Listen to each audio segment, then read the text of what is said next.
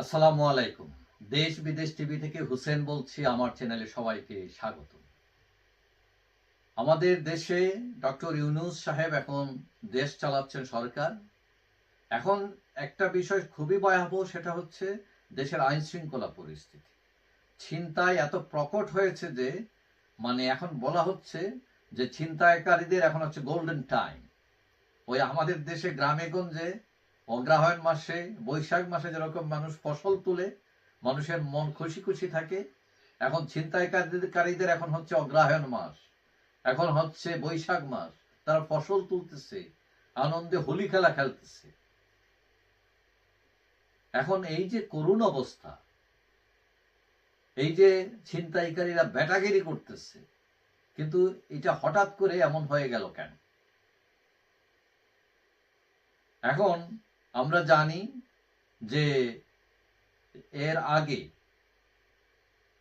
যে সরকার ছিল সেই সময়েও ছিনতাই ছিল, কিন্তু অনেকটা কমে আসছিল। কিন্তু সরকার যাওয়ার পর পুলিশের অবস্থা খুবই কেরোসিন হয়ে যায়। তারা অনেকে হত্যার শিকার হন, থানা আক্রমণ হয়, থানা পুড়িয়ে দেওয়া হয়।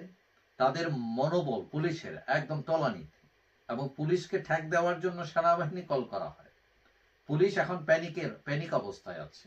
বদলি, চাকরিচ্যুতি, গ্রেফতার, তারা এখন যা ইয়ানসি পাবলিককে কি বাঁচাইবো তারা। এখন কথা হচ্ছে যে পুলিশ যদি মানবতা বিরোধী অপরাধ করে থাকে, দুর্নীতি করে থাকে, কোনো সমস্যা নাই, তাদের ধরেন, বিচার করেন, কিন্তু মানুষের নিরাপত্তা নিশ্চিত করে করবেন, করা উচিত। কিন্তু সমস্যা হচ্ছে পুলিশ ছাড়া তো দেশ চলবে না। দেশে আইন শৃঙ্খলা পরিস্থিতি আশঙ্কাজনক। গেল সপ্তাহে চট্টগ্রামে বারেক বিল্ডিং এলাকায় দেখলাম ছিনতাইকারীরা 2 পুলিশকে মেরে হাসপাতাল পাঠাইছে।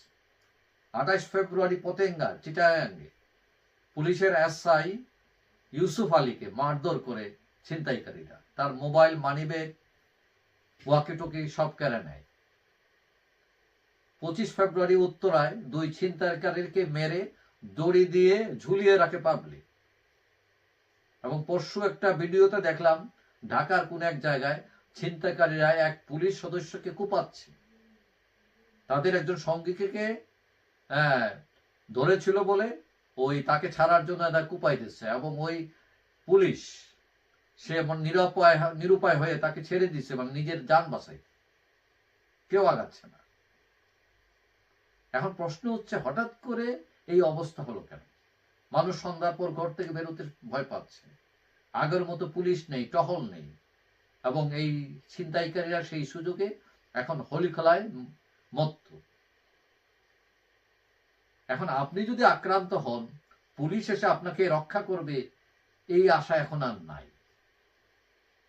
কারণ পুলিশ নিজেরাই আতঙ্কিত। পাবলিকের নিরাপত্তা কি দিবে তারা? কিন্তু এইভাবে তো একটা রাষ্ট্র চলতে পারে না।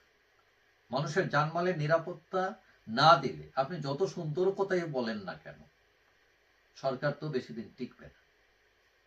আশা করি সরকার দ্রুত পদক্ষেপ নেবে, মানুষের জানমালের নিরাপত্তা দিবে, এবং এটা প্রমাণ করবে যে তারা আসলেই কাজ করছে। যাই হোক, সবাই ভালো থাকবেন। আশা করি দেখা হবে অন্য কোনো ভিডিওতে, ইনশাআল্লাহ।